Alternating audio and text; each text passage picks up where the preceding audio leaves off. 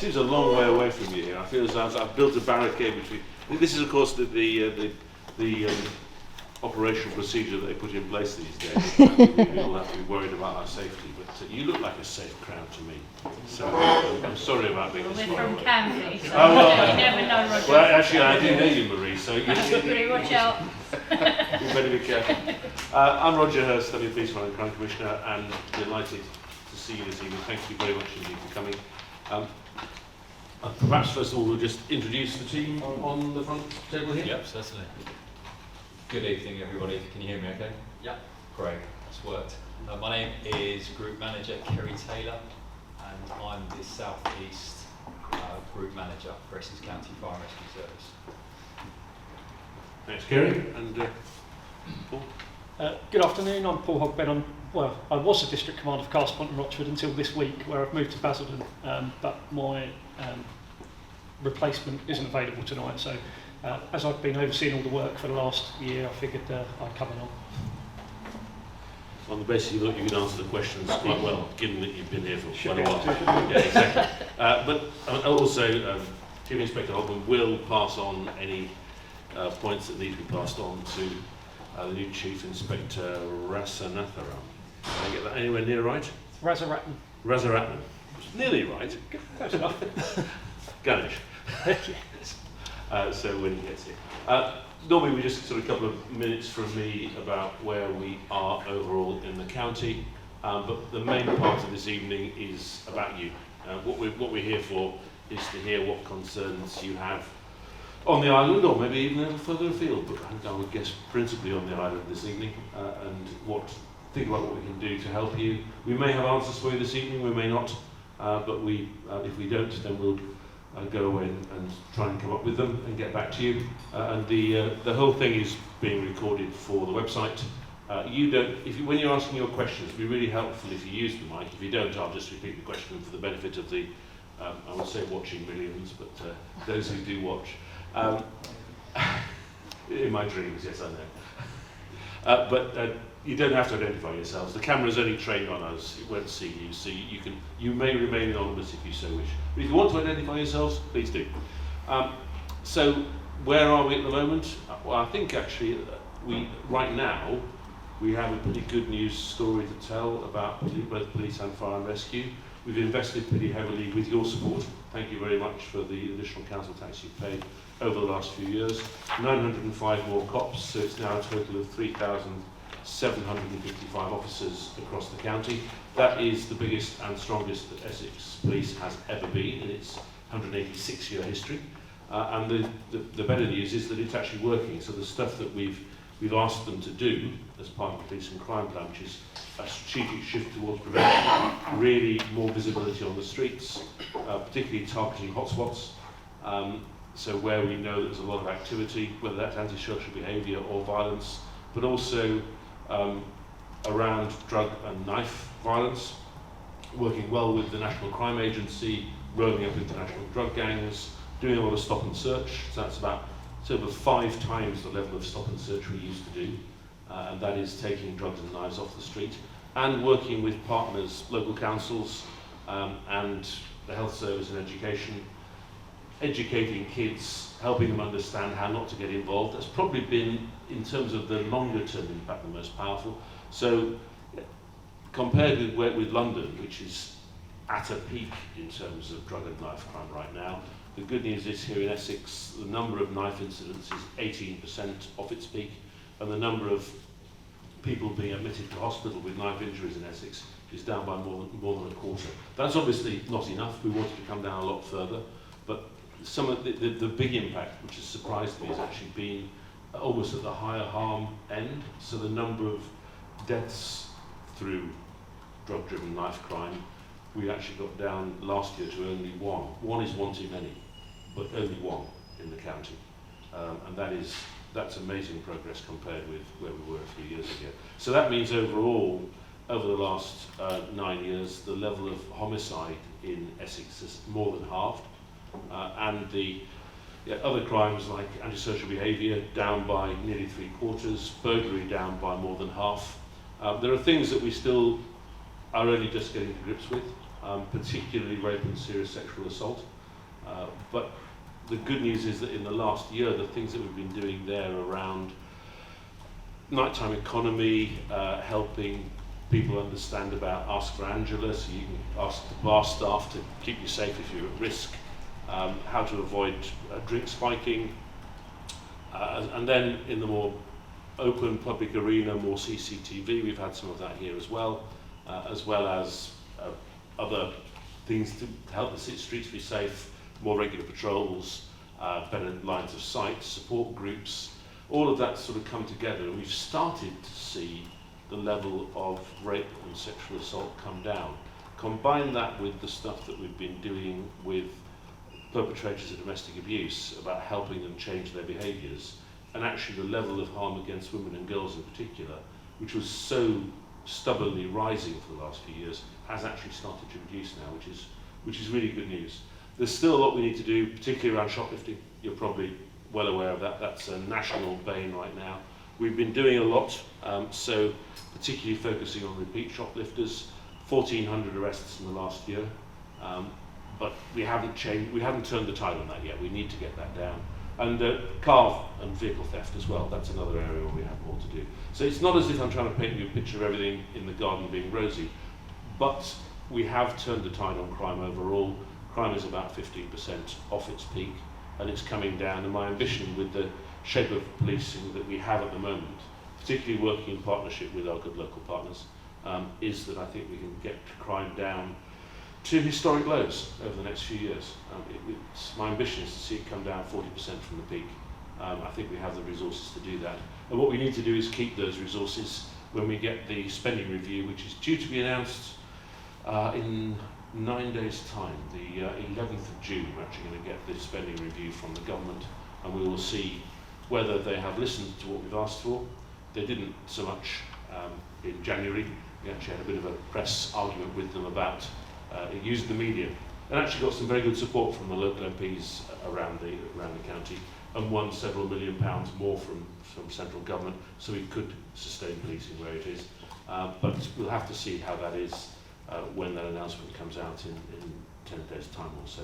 On the fire and rescue side, it's been actually a similarly successful story. I mean, quite good investment there in our particularly our protection activities, which is keeping buildings safe. More audits, more inspections.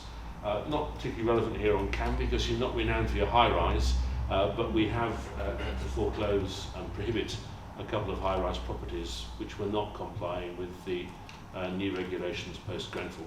They're up in Harlow, and that has been really painful. But I think it's good that we actually have a fire and rescue service that can do that and is in a position to understand when buildings are safe and when they aren't. So I think there as well, the consequence of that is we've actually seen a 20% reduction in house fires and in people being hurt through fire as well. The big thing we still have to do probably for both services really is road safety, where I'm afraid the standard of driving post-COVID has just gone through the floor. And we are seeing the number of people killed and seriously injured on the roads go up. It's all to do with speeding, it's all to do with drink driving and drug driving and using your mobile phone at the wheel. They're crimes like any other. And we stop people for them because they kill people. I get people writing to me saying, I've been stopped for speeding, why don't you get your police officers to do something about more serious crime? Road crime kills more people in this county than all other crime put together. So I do write back to them and say, what you're doing is a very serious crime, and if you'd like to go through one of our national driver offender remediation courses, you're very welcome. We can teach you how to drive better. But these guys are the ones who actually more often than not end up cutting people out of cars when something really horrible has happened. And that is obviously something we'd really like to reduce if we can. You're also very good, aren't you, at fire breaks and fire bikes, teaching people how to avoid getting involved in the first place. So we need to do more of that, but road safety is probably the big one. That's enough from me. Can we go to questions, please? We have Mark from the office with a roving mic. So who's first? Please, sir. Can I concentrate mainly on Canvey issues? Yes, please. Because you're on Canvey Island, and I think that's more appropriate. And it's mainly aimed at the Fire Authority, and I'm on your side, believe me, I'm on your side. So if I say anything you find offensive, please don't think that's what it's meant to be. But I want to get us down to the human consequence analysis that must go with all your risk assessments, risk-based approach. That's an important part of your risk assess-based approach system, I would assume. And I would assume that you would find that within your strategic assessment of risk documents. Now, I'm looking at the 22-23 documents because it's much better for Canvey Island than the 23-24, because there's issues in this document that don't transpose into the 24 document, specifically with Canvey Island issues. You drop those issues out that are quite important and get back to the human consequence analysis. Now, what I mean by the human consequence analysis, and you've got information from Coma Site's risk assessments, you know that the human consequence analysis of a major unconfined vapor cloud explosion is quite extensive across Canvey Island, because that's clearly identified in the details of the safety report from Colour Gas. It's quite an important issue. And you also know that you'll be quickly overwhelmed by a breach of the sea defence. Those are two issues that are really important too. The issue of human consequence analysis.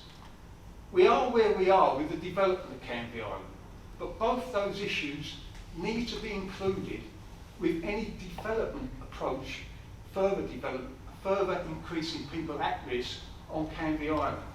And I'm disappointed that the Fire and Rescue Service's opinion or point of view is not transposed into the planning application process, because it's you that's going to suffer as a result of finding resources for incidents such as flood risk, such as results of vapour cloud explosion. So I'm on your side. Yeah.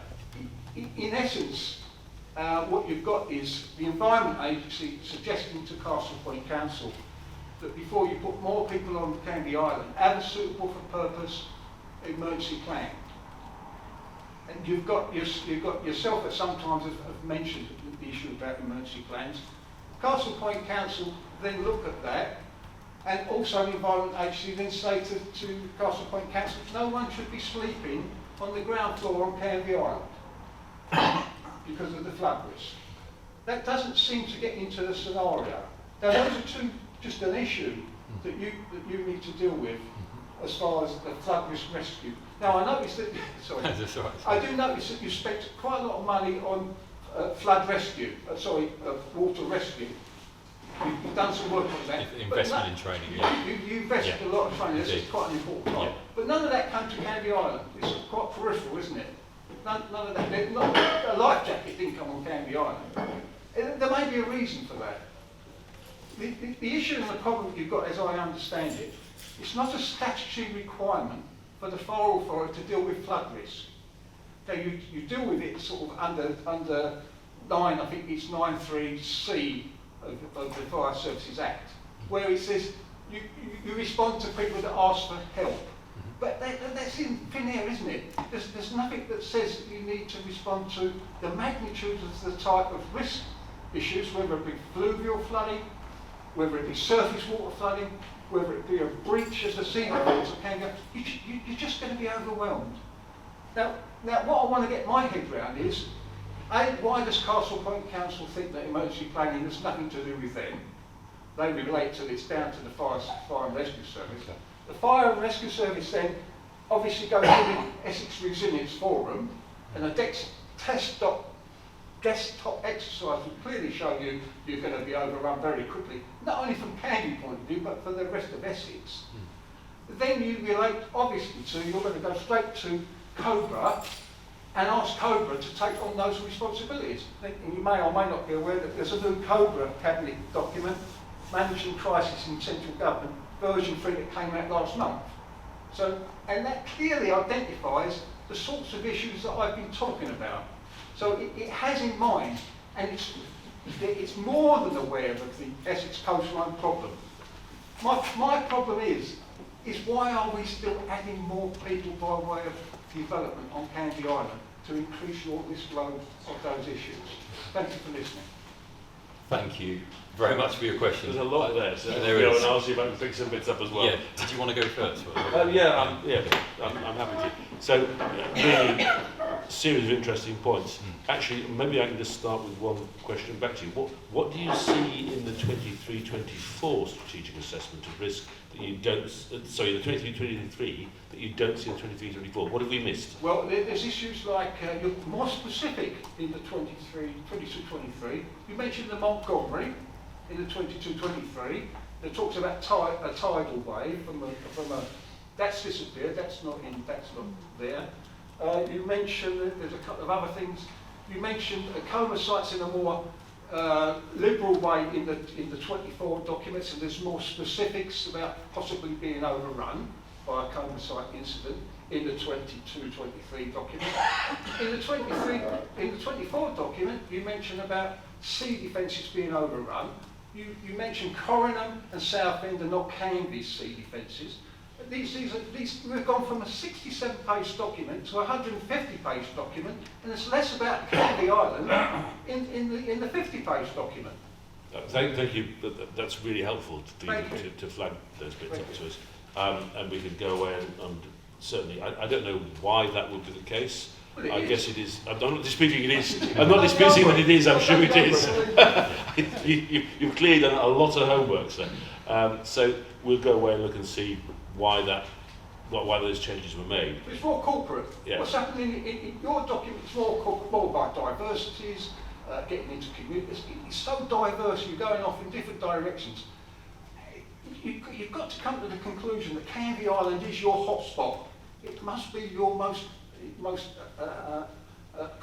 chronic risk analysis than the rest of the Essex altogether. We have got some risks. I'm sure you're aware across the county. And I'm very aware that at COBRA level it's highlighted, but there seems to be. It's not down to us, Castle Point Council, it's down to Essex Fire and Rescue Service. Essex Fire and Rescue Service says, well, the Act doesn't give us the power to do a great deal about it. Don't even talk about risk. It's not a statutory instrument, not statutory. So and it's thinned out by 93C. And then you get to your forum, Essex Resilient Forum, and you must be saying to yourselves, well, what's going to happen if we have an incident at Canvey Island? And we do. Yes, I guess you do. And then you go, okay, let's have a look at the COBRA documents. Yes, it says in there, particularly the new one, the incidents that we're concerned about sit lovely with COBRA. Let's push it onto COBRA. And in the meantime, it's loading up. COBRA let me answer your question before you give me. COBRA expect you to do something. They don't expect to come here cold. You've got to start a process of procedures off. But you're so limited as far as flood risk, you're so limited as far as the resources, as far as a major vapour cloud explosion, 2/3 of Canvey Island. One of the original community risk registers had an explosion of LPG at the top of your list. It was at the top, the 2009 community risk register, and it said 500 deaths, 1,500 casualties from an LPG incident. Now you're putting risk at the top, but you can't do a great deal about it. You haven't got the resources. I'm on your side. You need to look at I think assertions like we haven't got the resources are a little blunt. We are as strong as we've ever been. You may be stronger. I have to say. There are of course I don't want to disasters. hear that from you. What I want to hear is the magnitude of these types of incidents hasn't been a humanly consequence analysis hasn't been fully explored. It needs a great deal. Taking even the information from Colour Gases Safety Report, you would see diagrams in there. I've got a copy. You would see diagrams in there which says this type of incident will cover this. 105 vapour cloud explosion. So what I'm taking away from this is a very clear request from you on behalf of the people of Canvey for us to look again at the overall level of risk on the island. I know that it is a significant element of our strategic assessment of risk. I have read it, and indeed the refreshed one, which I think is on its way. And it is definitely part of the Resilience Forum. And as you probably know, the Chief Fire Officer actually has chaired the Resilience Forum for the last few years, so they are very aware of the sort of risks around this. And I really want, if I can give you any assurance this evening, it's simply that we're not trying to push it from pillar to post. It's not the case that we're saying, well, that bit's Cobras and that bit's counties and that bit's the local councils. Actually, the Resilience Forum does bring everything together. And you would recognise you've got professional people there who would recognise that there is a problem. When you get our chief executive from Castle Point Council going to one of your forum meetings and coming back and saying at a meeting that it's an urban myth that there could be a major incident from a hazardous site. I mean, Where would you have got that from? I don't know. But Well, I think that's scary. I honestly think that's scary. we are certainly aware of the coma sites that you have Thank around you. here and the risks that there are around. There are, of course, different agencies that have statutory responsibilities. The county, I used to be a county councillor. I used to have responsibility for flooding. If you remember 2014 when you had that awful flood here, that was partly my responsibility to make sure that you had the response to that you needed to have. So we are aware. What I'm not saying is it's the county council's responsibility, we're not involved. We all get together through the Resilience Forum and need to look at how these things are managed. The other part of your request, I think, was specifically around planning. And what I've been doing there is, I personally have been, together with other police and crime commissioners, police fire and crime commissioners around the country, we have been lobbying government for the Fire and Rescue Service to be made into a statutory consultee on planning development.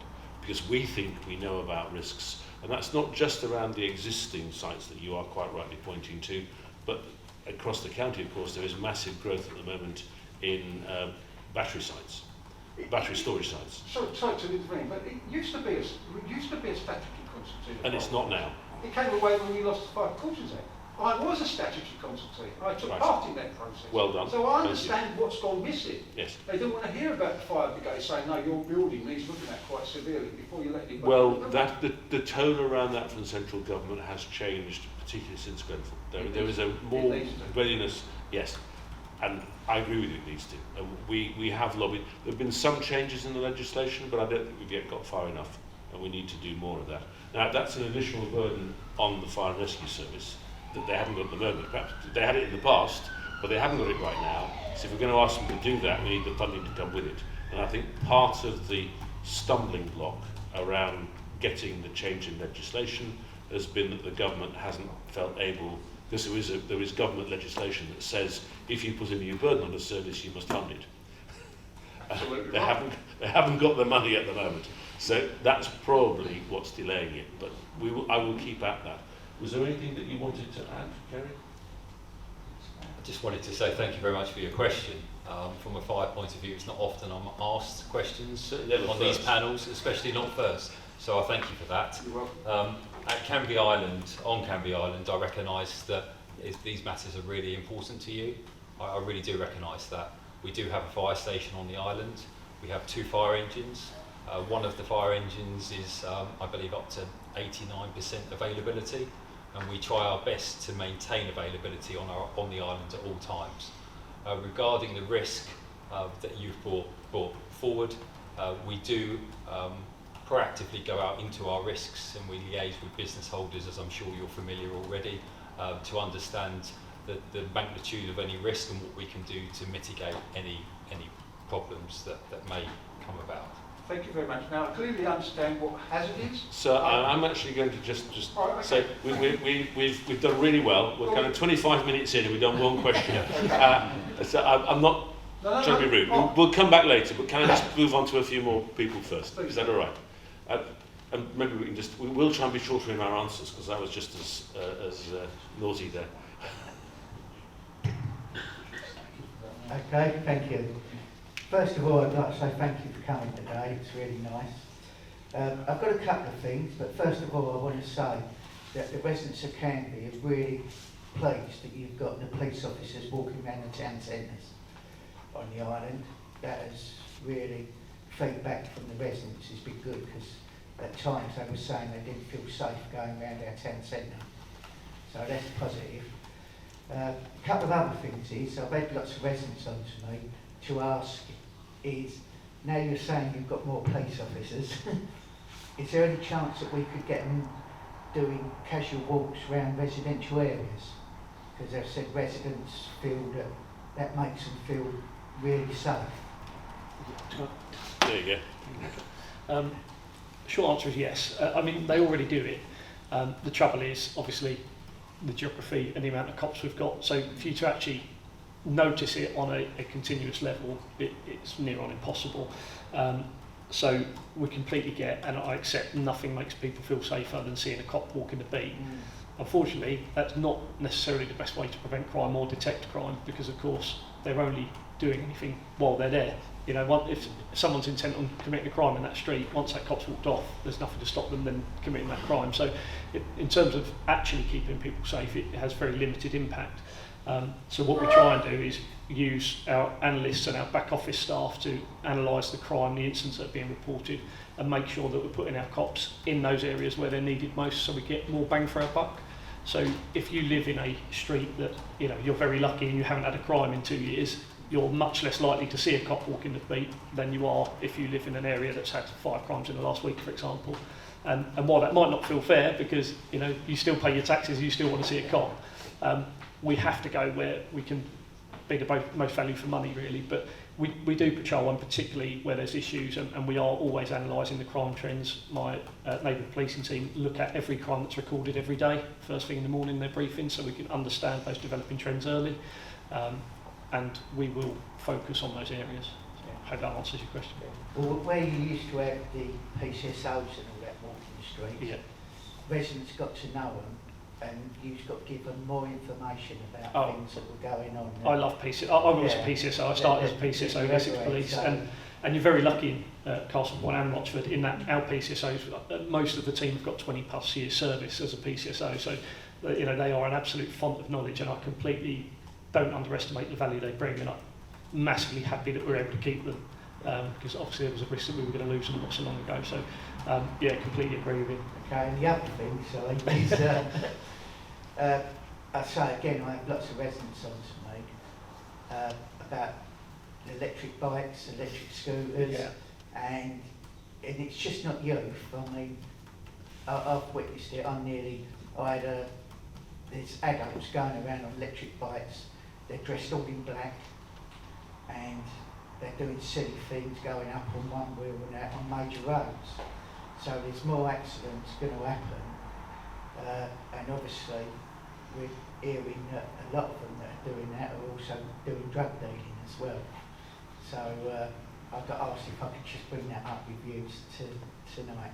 Yeah, so I completely agree that they're an absolute menace, and we do seize them on a regular basis, and we completely accept that people are using them to peddle drugs around the island. And in fact, I was able to secure we've got a team that deals specifically with drugs and organised crime within Canvey, and I was able to get them a couple of unmarked pedal bikes to try and help them catch these people on the e-scooters and stuff. So that's just one of the little things that we're doing to try and counter that. But yeah, I mean, just on my way here tonight, you know, I saw probably a dozen being ridden by various people at various ages. So it is difficult because you could easily spend all your time just doing that, and then there's an awful lot of risk that we're neglecting while we're doing that. So it is about finding a balance, but yeah, we don't ignore it. And you know, I had a resident not so long ago say to me, you know, I saw a cop drive right past someone on one and didn't do anything.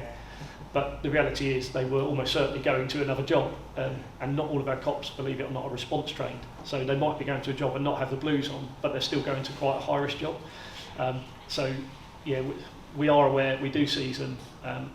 We used to put it on our social media when we were seizing them, but actually it's so divisive that we sort of stopped advertising it, because for everyone that said brilliant, they're a pain, there'd be 20 people saying, oh, meanwhile, you know, muggers and rapists go unchallenged, and so it's difficult to strike that balance, but we're certainly aware of it, so thank you. Okay, thank you.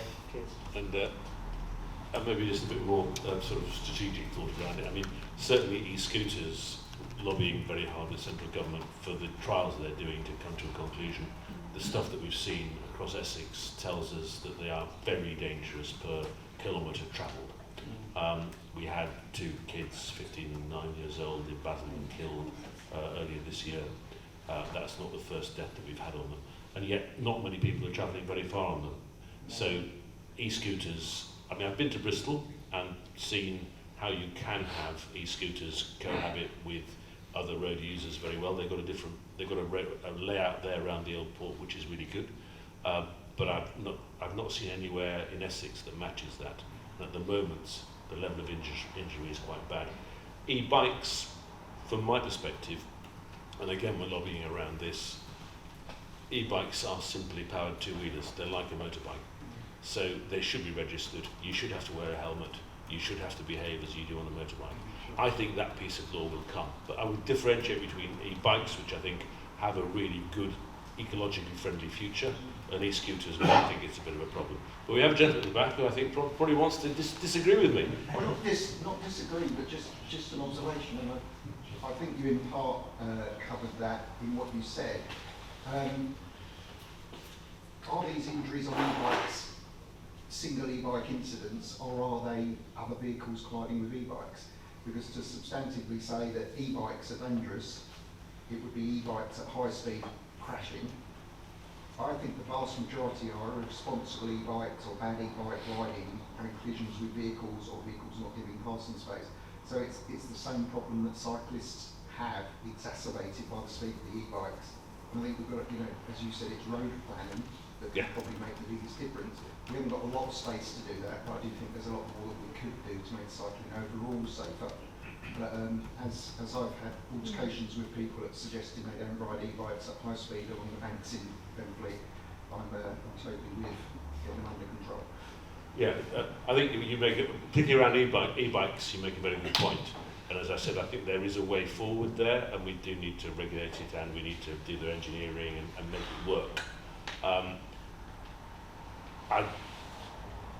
The sad reality is that if you look at the patterns of road injury, a quarter of them are pedestrians and cyclists and motorcyclists injured by other drivers. And you can always discuss where the fault lay, who pulled out in front of who was speeding, but the reality is, in terms of victims, the people who get hurt are pedestrians and people on powered two-wheelers. We need to work on that and we need to improve it, but the difference in terms of travel kilometre is nothing compared with the e-scooters. E-scooters are just really, really dangerous. And I personally think they're probably going to end up going the same way as... Remember those Segways that were awfully fashionable for a time, but then turned out to be so dangerous that people just stopped buying them? I think we'll get there with e-scooters as well. But e-bikes, I think the route forward is different, and we will make that work. We just have to try and make them safer, as you rightly said. Yeah, the GPS controlled ones are horrific. When you're in London and they stop you in the middle of a major junction because they think you're on a pavement. Oh really? Oh wow. I've not come across that. That's a new one on me. I'll look into that. Thanks. Well, to follow on bikes. Roger, just to follow up on bikes, if you don't mind. I've seen a lot of increase in Just Eat drivers, and how do we say that their bikes are any safer than, say, for instance, just our younger generation that haven't got much to do, and that's, Canvey's one, got one friend at one end of the island, one at the other, and scooters are convenient for kids if they're ridden safely, but I know they're likely going to get banned. But what about, for instance, normal bikes? There's a lot of bikes on Canvey, I've noticed, not being from Canvey and coming back to Canvey occasionally, that actually are very unsafe, and people are riding them very unsafely with no lights and things like that. And I mean, I've nearly taken a couple of people out along Fernwood Road, and I really didn't want to, but I've had to, give them a big bib because there's no lights. How do we ensure that any bike rider on Canvey has got a bike with lights? And that takes us right back into the core area of road safety and how do we educate road users. I think we need a big effort right now around education. And that's not just of bike riders and e-bike riders and motorbike riders, it's car drivers as well. The only people who seem to be consistently able to drive relatively safely are truck drivers. Truck drivers are so infrequently involved in an accident, it's really good to see. They are the professionals, they are trained, they do it every day. But we have to up our game. And we are putting in place a new speed management strategy together with the County Council, and we are working hard at getting more speed control measures and better road engineering. We can do all of that, but unless we also educate drivers and riders, we're not going to get these figures down. I mean, I know I've seen it for myself outside the Conservative Club on Canvey, where the police have actually taken school children out to do and to learn road safety, and also on Corney Bay Road on the corner they've been out with the police, which I think actually makes a difference for our younger generation. But I've not seen a diverse group of children together on Canvey doing that side by side. So if we are going to do road safety on Canvey, I think it should be an inclusion of all children side by side to learn together. So I think what you're referring to is our Operation Ice Cream, which is basically we take children from primary schools out with speed detection device, and we basically check people speeding around the schools. Where we identify anyone that's breaking the speed limit, they're stopped, and we actually get the children to educate the drivers themselves. So they're telling them, you know, this could be the consequence of you driving too fast around here. You know, you could have hit me, you could have killed me, whatever. That's been really effective. In terms of diversity, I suppose we're at the mercy of the schools. You know, we've done so many schools. We only started this operation sort of last summer. I think we started doing it. And we've done a lot of deployments of a lot of different schools, so it's not a case of us picking and choosing what ethnicity or age or whatever. It's as long as all schools are on Canvey and away from Canvey. So anybody that's obviously a child that's from Canvey going to school off the island is included to learn about road safety on the island that they're going to be riding bikes around on. So we do it for Castle Point and Rochford because it was a local initiative that we've developed. However, we share that back, or I share that back through Force Boards to share with other districts. So, for example, tomorrow actually is our public engagement star chamber, where I meet with all the district commanders, meet with the head of communication for Essex Police, and we talk about these types of things we've been doing over the last 6 months. So, you know, good operations, points of learning, things that have an impact, positive or negative, on public confidence. And that's in my presentation to present tomorrow, is the great work we're doing with Op Ice Cream. So hopefully other districts will pick that up as a positive thing, and you'll see it go wider. So we can go away from this meeting now that any child that rides a bike on this island is going to be put through some sort of community safety through our Essex Police. Well, no, because that's not I how... think we're going to have to go on to the next question. Yeah, that's not how we're selecting it. It's based on schools. Yeah. You've got a big job on your hands for community togetherness. We do.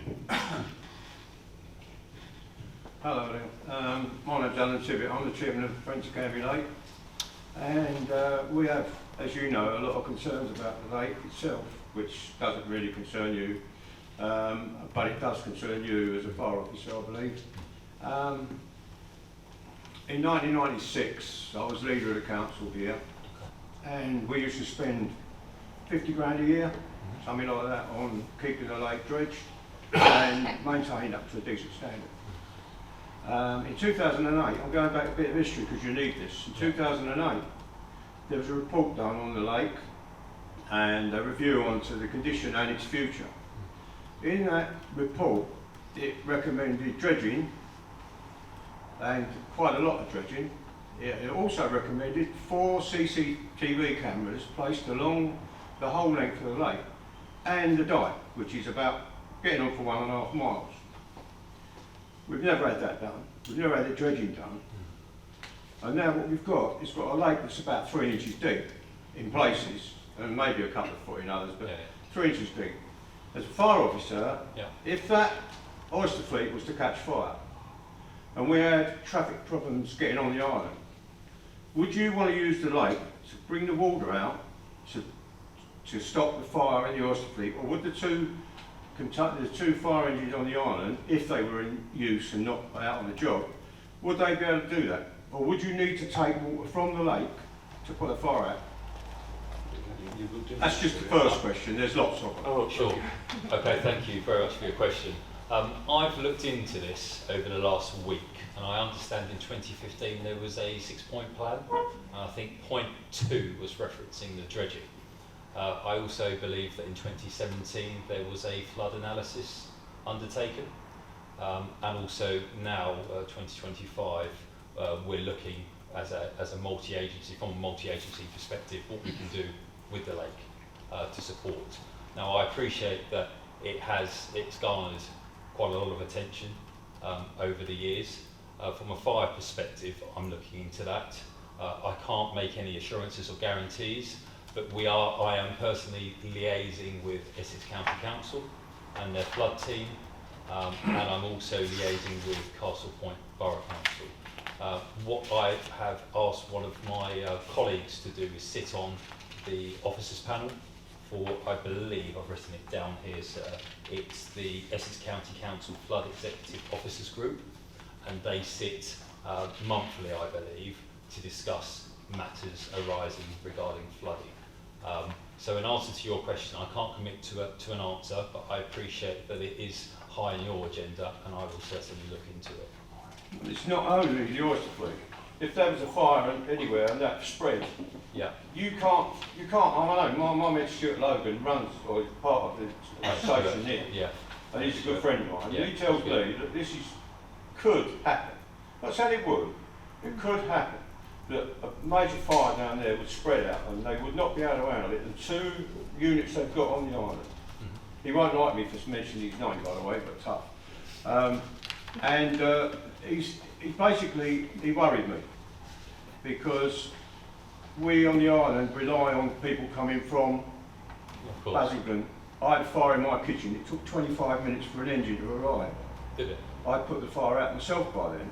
Okay. But only because I happen to know the fire, because the bloke who runs the fire brigade, so he told me what to do. But nevertheless. Could I, sir, have the details of that incident, please? I'd like to look into that if that's possible. For Sorry? 25. Could I have the details of that incident, please, sir? Yeah, I will. I'm sorry to hear that. Yeah. They were very apologetic. It wasn't a problem. I mean, I managed to put the fire out by what I knew how to do. But what had happened, the 2 engines on the island were in use. So the fire engine had to come in from Basildon. By the time he got there, the kitchen was burnt out, but I managed to put the fire out. Now, because I put the fire out, to enter it, I had to redecorate it, done, not a problem. But it's just a worry that my little kitchen couldn't be done by the 2 fire engines on the island because they were on a job. What about if it's a big fire? And what about if they haven't got enough water in the tenders? What about if we have a problem? The pressure here is low anyway. The water pressure is low anyway. I mean, we're a bowl, for God's sake, you know, we're protected by a wall all the way round. The problems we will get here will be from above, not the sea. You wouldn't worry about the sea. We've got 75 years, we've been told, before they would flood. So we're worried about the water in the island. We haven't got any now because the lake, which used to be a sump, is now a puddle. So we've got a real problem there. If it did pour rain for 4 or 5 hours, what's going to happen? I'll tell you, because I've done a lot of research. The EA now have their pumps running a lot of the time because they raised the sluice levels to take more water into the lake so that they would have the volume of water if they needed it. Okay? That's what they did about 5 or 6 years ago. Biggest mistake they ever made, because what happened then, with no dredging, no maintenance, nothing, just loads and loads of reeds falling in the lake all the time, we've now got 3 inches of water. The plan is to let it succeed into a marsh-stroke reed bed. So what happens about the water that's coming in from the sky and going into the lake, got to be pumped out over the wall. The pumps are running all the time. The reason it didn't work in 2014 is because not the pumps failed, but the controls to the pumps failed.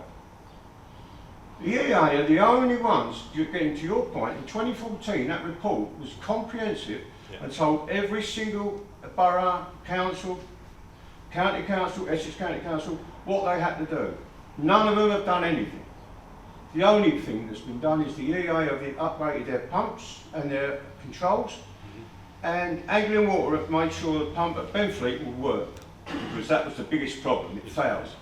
Okay? That's why we flooded. There's no other reason. Those pumps failed. Their answer to it was to raise the sluices, which is rubbish. It's not an answer. If you fill a bath with 3/4 of a load of sand, you've got that much water at the top, that's what you've got. What they say is if you take the sand out, it doesn't matter because the water level will still rise to the same, which it will, in time. But if you keep that water level artificially low by 2 foot, by pumps, lower the sluices, then you've got a really good volume water for you guys to put fires out with and for the islanders to feel safe if we get a lot of water coming down. And what they're talking about, I'm sorry, but it's complete and utter rubbish. I've been to an awful lot of engineers who do water retention and who do lakes. One guy in particular has 11 lakes, he never has a problem. Nothing's been done, no one's looked into it. You've listened to the EA who are only advised, by the way, they have no legal right to do anything, so they haven't. And yet the 2014 report was comprehensive. We should have one man on the island controlling all the services in the event of a flood. Who is it? Nobody knows because he doesn't exist. They've never done it. Where's the map of all the drains that were supposed to be done by the ECC in 2014? Because the floods on the island, which you would have to pump away if it come to that, the floods on the island, that a number of those drains were done. the floods on the island are caused through the infrastructure. We probably ought to draw the question to a conclusion. I'd like to just say this. Yeah. The infrastructure on the island, as the gentleman there said, has got no way can it take any more development. In 2014, ECC was asked to do a map of every single drain. Where is it? I remember that piece of work being commissioned and So where is it? running out of steam because no one knew. Yeah. And they haven't done it. It would involve We digging still up the don't entire know. island. Yeah. And that wasn't We've got cul-de-sacs everywhere that have got drains that have been put in by developers who don't even know what they're doing. I saw some of the pictures of those drains back in 2000. And yet what they do, they sit there going, yeah, we're doing it. They do nothing at all. And when this floods, this will be down to the 3 councils in this area, nobody else. So what Gary was saying was that, because you said you have actually raised it and put it on the agenda for the next Yes, we will do. officers Yes, meeting? that's correct, yeah. So Yeah. we've picked up on it.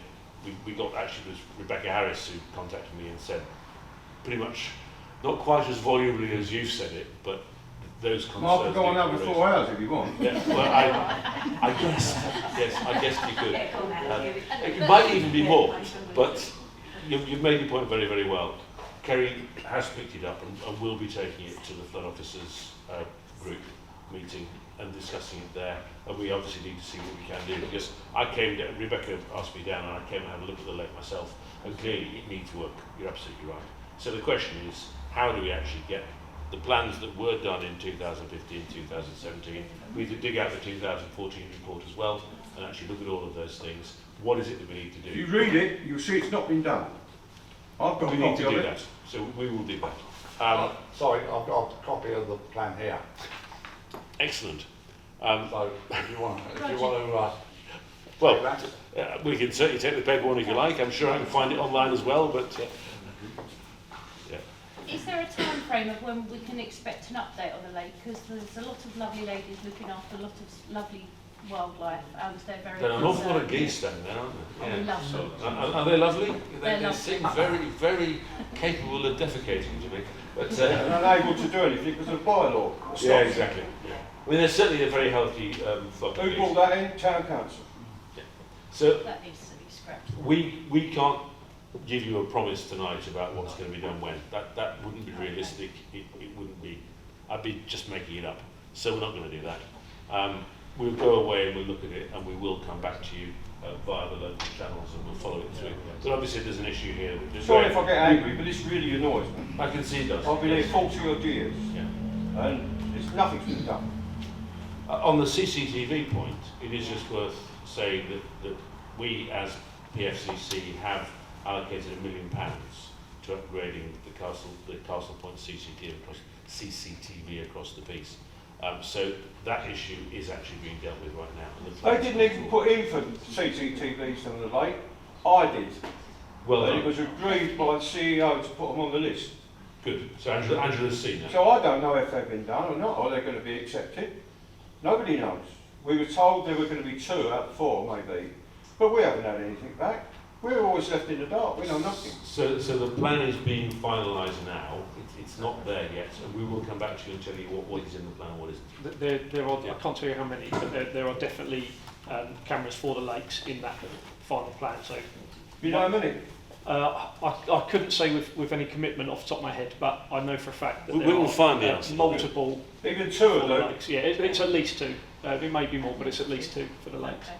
In fairness, nobody in Castle Point knows where they are yet because the plan's not finished. That's the point. Yes. Can I just speak? Sorry. Yeah, please do. Regarding the CCTVs, I've been told that it's all down to statistics where they go. Am I right? No, not entirely. Really? Go on then. Because So a little bit of statistics, but also my neighbourhood policing team actually compile a list of where we want them to go in collaboration with the council. So a bit of statistics, bit of local knowledge, bit of history of where we think issues are and where we need the extra help in hand. So it has got a common sense, local knowledge approach to it. thank you. It's just that when I spoke to what's her name, Julia Lamb, Yeah. She said when I speak to her, I asked her if this call is being logged in a statistic somewhere. She went, no, you have to ring the, is it 101? Yeah, so if you're And then calling it will Julia be- direct, it wouldn't be. Then it will be. Yeah. So you have to speak to them twice just so you can get it logged? It depends what you're trying to achieve, I suppose. I suppose one of the negative things of us being so easy to contact now through so many different mediums is making sure that we collate a record of the issues being raised. So if you've got Julia's work mobile number or something, you're calling her mobile, it won't necessarily create an incident. Julia can then go and manually create an incident, then it would be logged if we needed to, or she could create an intelligence report which would go on our system, and again there's lots of different measures. So it very much depends on what you're calling her about, whether we need to record something. And can I just say, from my perspective, trying to fund Essex Police to be efficient and effective, I really don't want Julia to be the person who's putting an entry in the computer. We have people who are sitting in front of the computer who are experts at that and can do it an awful lot faster. So yes, it is an ask of you to make that extra phone call, but it does really help policing if you are prepared to, please.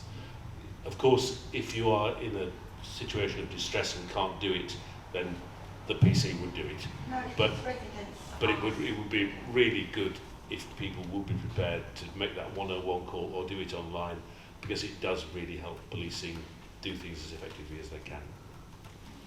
Sorry. Who's next? Oh.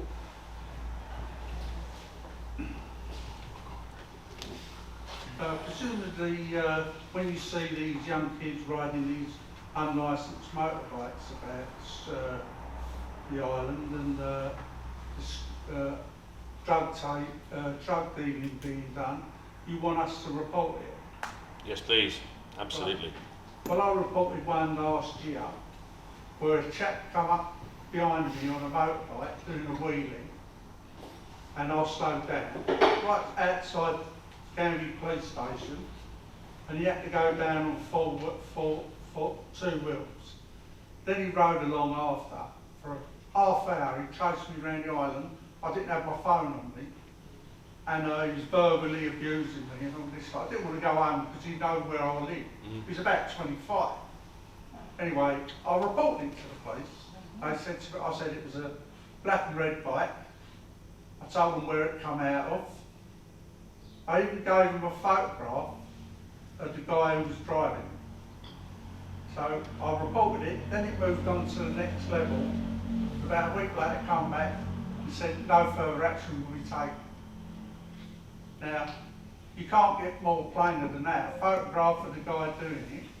He ended up throwing a beer can at the car, hitting the car. No further action. That's not very encouraging to the people of Canvey to report crime. They think, what's the point in reporting it if nothing gets done? So I think on that one, we do need firstly to say thank you for reporting it, and secondly to say It may be in that particular case the assessment was that the evidence was insufficient to take it further, which is very disappointing. But it's really important that we get that report, because if the next person also reports a black and red bike in the same area with a person with the same description, but perhaps in a slightly different place, it really helps the police build that intelligence pattern. Three or four calls like that, and they will know who it is, and they will go and sort them out. But They were looking for a black and red bike anyway. But what I'm saying is, you give them all that information and they can't do nothing. Unbelievable. So it's a difficult comment on your specific case about knowing the details and what went on as part of the investigation.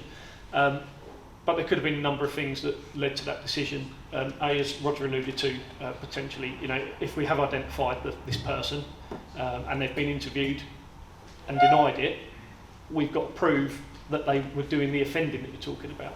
So having a photo of them might say, okay, you were there, but that photo doesn't show them committing an offence. So that could be one challenge. Or alternatively, and I don't know if you know the answer, did we actually identify the driver at all? Let's give everybody a dash cam. You're never going to get it, are you? Well, potentially not. So how are you going to prove that someone's doing that when you're driving a car? yeah, it's difficult, and as you say, some people have dash cam. Sometimes, as part of the investigation, we'll put a media appeal out asking for other people's dash cam. So, were you driving on this road at this time? Maybe someone else has caught your offence on their dash cam. Is there CCTV from shops, Ring doorbell footage, etc.? We're never going to solve every crime. It's impossible. It will never happen. What I'm saying but is, it doesn't make it easy for residents to report incidents. I completely accept what you're saying. What sort of evidence have they got to have? I completely accept what you're saying, and I can't tell you what the evidential burden will be for every crime that could ever be committed. That's not reasonable. But yes, we're not going to solve everything. But if you don't report it, we definitely won't solve it. We solve 0% of the crimes that aren't reported to us. So if you report it, you've got a chance. But it's not just that, it really does work. I mean, my dad, I'm not a cop, but my dad was a cop for 37 years, and he said that in his career, and he was a well-decorated cop, the number of times he actually caught someone by driving on blue lights to catch them was less than the fingers of both hands. But the number of arrests he made was huge. And it's all on the back of patterns of evidence. People like yourself reporting, people like yourself reporting, people like yourself reporting, others reporting, and you build that pattern of where this miscreant is, what they're doing, and then you can plan to catch them, and it works. Yeah, but so it's very frustrating for you. The police should have, if someone does report something like that, the police should say to the people who reported it, we think it could be part of future investigations, not just send them a letter saying no further action, because you think, what a waste of time. I'll take that up with senior. Sorry to interrupt you, sir, but can I make a suggestion? Because this works in Leicester. A friend of mine's got a big factory in Leicester. Okay. He has a lot of trouble with vandalism. I have to do about that. Anyway, he decided... I'll have to repeat it all if you don't use it, because I've got to do it for the camera. Oh, sorry. But anyway, he's got a factory in Leicester, and he's having a lot of trouble with vandalism. And what they did, they got a drone. And they got the drone and they took it up in the air, and they had it up there for 2 or 3 hours, and they found them. If you did that along Canvey Lake for an hour, you'd find at least 5 people drug dealing. Okay, that's no question. We've got drones, so that's a good idea. Thank you. 5, maybe, and you'd find all these bike riders within 1 day, an hour at a time maybe. You'd find them. You know where they live. You've got to follow them. We've got the kit. We can give it a try. We do give it a try. I mean, especially on the island, where we know they go. They're all up and down the lake. So we have drones. We have really good drone team. We work with them quite regularly for different things. We've used them for nuisance vehicle stuff. We've used them over at Woodside for the quads tearing up the green over there. So we do use them. The only thing I would say is that they are a shared resource across whole county. So we are bidding for them against others as well. So it's not a local asset that I can put out every day, if that makes sense. But we certainly use them, and we will be using them. Imagine how many people you catch. Your figures would look good. Well, actually, let's see what we get on the 11th of June. A bit more cash, and we might get a few more drones. That's a good one. Thank you. I just want to pick up on this theme of reporting and stuff, because this was a question that I came to actually ask. I know you need formal reporting, but if you're on any of the local Facebook groups, an awful lot of people report on there and they say, a lot of us pile in and say, we actually reported this to the police, oh, it's not worth it. Yeah. Right? And that's the perception. And I think if, I know you can't literally take stuff off of social media, apart from extreme cases, but I think if there were a more active way of saying, even if there's a way to, even if it's automated, if Essex Police was at it on Facebook in local groups, to reply and say, thanks for the information, can you report this here, here's the link, I reckon you would get responses and it would make it look like you were actively engaged on the local Facebook group. You know, we can't comment on this, but we need you to report this here, would probably give the perception that you're actively monitoring the groups, even if the resource, which in reality doesn't exist. Yeah, really good point. We do monitor local groups, so we've got 2 community safety and engagement officers based within the neighbourhood policing team. That's not their sole job, as in monitoring the social media, but that is a big chunk of it. So they manage our social media, so they make sure we're putting out stuff for our social media channels that's relevant to the community. They organise our engagement events and activity, and they do monitor local channels. In terms of commenting on those channels, I don't think that's something they do. It's certainly something we can take away and look at to see if, I don't even know if we have the capability through... If you've got an account and you can post on it. It's a bit different the way, so we have a separate channel that manages our social media. It's really weird, so we don't do it directly through Facebook, we do it through another thing. So I'll have to go away and look at the technical side of it with our media team. But yeah, certainly I don't see any reason we couldn't do that. Is that perception of visibility, I think, would be valuable for you. It's another good idea. It's glad we came. But there's, I mean, my personal view is that that's a really good use of artificial intelligence. You know, we should be looking to use computers better, to scour computers, and the data's all out there. And not that the AI will ever be effective in making arrests or making cases in court, but it can at least say, an officer needs to look at this, there's something worth looking at here, and then makes it much more easy, instead of having 2 officers sort of dipping in and out of Facebook pages and seeing what there is. If the computer says, this particular Facebook group is showing an issue, they can go on there and do precisely what you say. So I think we will be going down that route. Certainly I've been talking to central government as well about how we use that sort of technology better to do some drudgery stuff, which is just going to be, the volume is huge. If we could just get the computer to do the volume and then give the individual officer the information with which to make an intervention, we'd be a lot further ahead. Yeah, we're getting towards the end of time, but please do go ahead. Yeah, I think most people in this room has probably seen the video on Facebook. There's 2 young kids throwing rocks at the digger down the seafront. Well, obviously we've had quite a few projects going on Canvey over the last few years, and none of the contractors work weekends. So that is when they target these areas. They've been up the pavilion, breaking the windows already, it's not even open yet, breaking windows, defacing the toilets down below. They've been over to the trustees down at Cedar Road, set that alight. The other day they're throwing rocks at the vehicles and that. And no one's doing nothing about it. You can't get them. The police turned up and they're gone. Maybe, like Mr. Tippett said, if the police had turned up and had a drone, they might have been able to find them up and down the seafront somewhere. I mean, the weekends would be good to have drones going along the seafront and down the lake. Why can't you have special police officers? Why can't you have special drone attendants or something like that with the expertise? So it's about the equipment being available, and I don't know how many drones we have, but it's not a huge amount across the county. And then we have to have pilots trained to pilot the drones, especially trained around the legislation, because obviously that's a minefield as well. And they have to get so many flying hours to sort of stay within their accreditation as well. So, but that's only the same as a police officer, isn't it? Yeah, but police officer. You have to train them up, don't you? Yeah, but what I'm saying is, so it's not as easy as training someone on my neighbourhood policing team, for example, as a drone pilot. Sorry, excuse me, because they wouldn't be able to get the flying hours because we don't have a drone locally, if that makes sense. But the operational support group, which is where we our don't have a drone locally. So it's a county-wide asset. I think there are 11 in the entire force, and if they want them, they ask for them, and they pick them up and use it. So there are some trained officers. Helicopter, isn't it?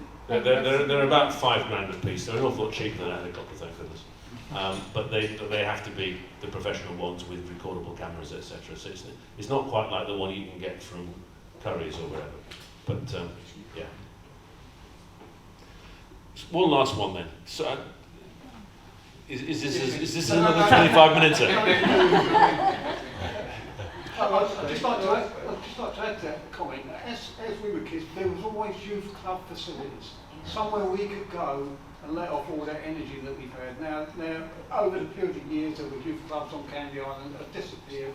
Every time they ride a bike, if they go over to Canvey Hike Stadium, they get, I think reported. We've got to look after. We get hold of these kids at their age with all this energy and that exercise they need to put up. Find them something to do, and that's got to come from local authority. We can't ask the police to spread themselves so thinly to deal with one little kid riding about with a bike in the wrong area. It's got to be some sort of youth club movement on Canvey Island, specific for Canvey kids, so that they can enjoy being on Canvey Island. Because there's plenty to do here. It's just a matter of being organised in some respectable way. Thank you. Thank you. A good point, and we are happy to work with local authorities on that, but I have to say that we can't be the prime mover, really. No. Do we have police cadets or fire cadets? Well, I was just about to say it. So we did have police cadets. They shut down during COVID due to lack of volunteers to run the cadets scheme. So it's something that I've picked up to try and get that relaunched again. And these kids are going to go nowhere near the police. You'd be surprised. These are the kids that are throwing the bricks and stuff like that. So I used to be You're going to have to. I used to be a cadet leader in Basildon, and we had some real troubled kids that came along and really turned their life around. Yeah, you'd be surprised at the reach you can get. Well, that's good. Thank you. And they've really got to remember this day because they're good at parading as well. Good.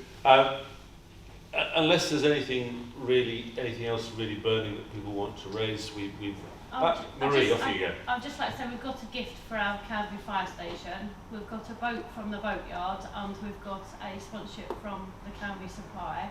But it's just a case of hoping to work with the police and the fire service to organise a community planting day. A community planting day. There's a nice idea. Yes, and that does sound like something that we can lead into. Thank you very much. Good suggestion. Good. Okay, so thank you all very much indeed for coming this evening. I've made copious notes. Glenn and Mark and Leanne have made copious notes, and we have a recording, so we will definitely follow up on a lot of your suggestions. Really constructive. Thank you very much indeed. Enjoy the rest of your evening. Thank you. Thank you.